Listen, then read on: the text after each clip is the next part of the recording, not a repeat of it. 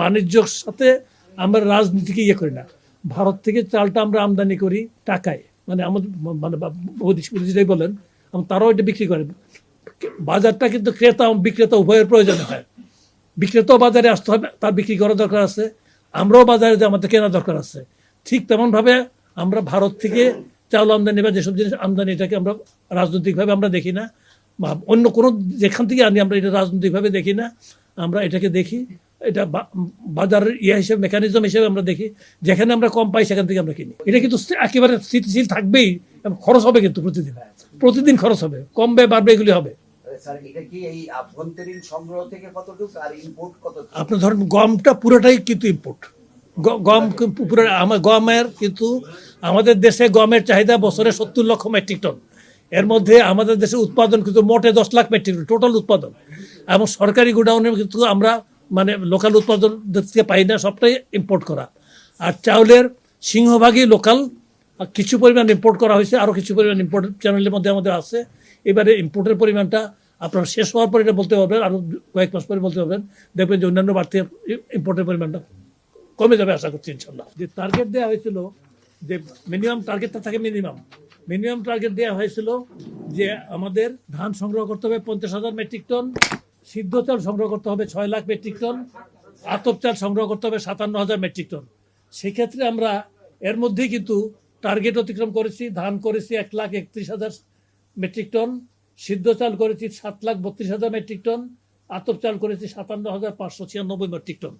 তো এই তথ্যগুলি আপনাদের জানানোর অর্থ হচ্ছে যে আল্লাহর রহমতে আমাদের খাদ্য পরিস্থিতি সন্তোষজনক।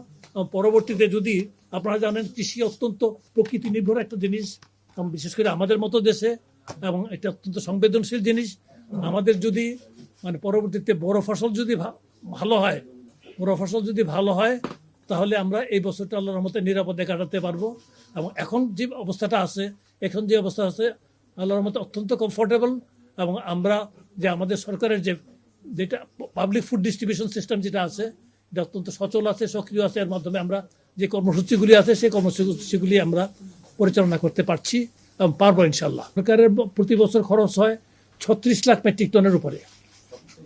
হ্যাঁ, 36 লাখ মেট্রিক টনের উপরে সরকারের বিভিন্ন program as well as rationing থেকে আরম্ভ করে আপনার মিলে 36 লাখ মেট্রিক টনের উপরে শুধু সরকারের খরচ হয় না। 36 লাখ শোনেন, এই মজুদ কিন্তু আবার খরচ হইতেছে, আবার জমতেছে, সব মিলেই কিন্তু। আরেকটা জিনিস হচ্ছে কি, 30শে জুনে যে আপনি এটা বলতে পারবেন না শূন্য হবে, 30শে জুনে যাইও কিন্তু আমার 13.5 লাখ টন থাকতে হবে। নিরাপদ মজুদ বলতে একটা কথা আছে, কারণ জুলাই, আগস্ট, সেপ্টেম্বর, অক্টোবর মাসে এবং নভেম্বর পর্যন্ত কোনো খাদ্য কিন্তু মানে লোকালি জমা হয় না, কোনো প্রকিউরমেন্ট হয় না। July, August, September, October, November হয় না, আমন পরবর্তীতে আসে ডিসেম্বর মাসে। তো সুতরাং আমাকে পরবর্তী সময়ের জন্য তৈরি থাকতে হয়। আমরা যে টার্গেট ফিক্স করা হয়েছিল, মেয়াদ ছিল ফেব্রুয়ারির 28 তারিখ পর্যন্ত আর কি, এর মধ্যে আমরা টার্গেট এক্সিড করে ফেলেছি। যেমন ধান 50,000 মেট্রিক টনের জন্য টার্গেট ছিল, 1,31,000 মেট্রিক টন সংগ্রহ হয়েছে। সিদ্ধ চাল টার্গেট ছিল 6 lakh metric ton, 7,32,000 metric ton এর মধ্যে প্রকিউর করা হয়েছে। আতপ টার্গেট ছিল মানে 50,000 মেট্রিক টন, 57,596 মেট্রিক টন সংগ্রহ করা হয়েছে। এর মধ্যে ওইটা চলমান থাকবে, যেটা আছে চলমান থাকবে। যাদের সাথে কন্ট্রাকচুয়াল আছে, যাদেরকে যে টার্গেট দেওয়া হয়েছে সেই টার্গেট অনুসারে চলমান থাকবে। না শুনেন, আইনের ব্যাপার কি, মানে বাজারকে করার জন্য ঠিক বাজারের দাম নির্ধারণ করে দেওয়া হয় না, কারণ চাউলের বহু ক্যাটেগরি আছে, কোনটা নির্ধারণ করবেন আপনি।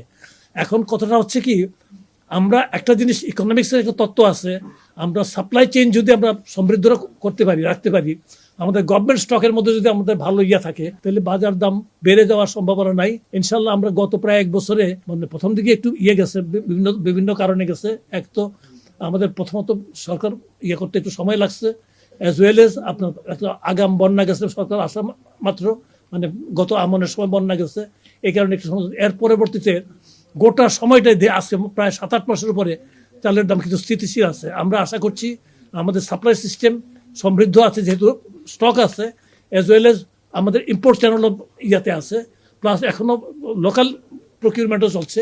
এটা এই ব্যাপারে আমার মনে হয় তেমন কোনো সংকট হবে বলে আমি মনে করছি না।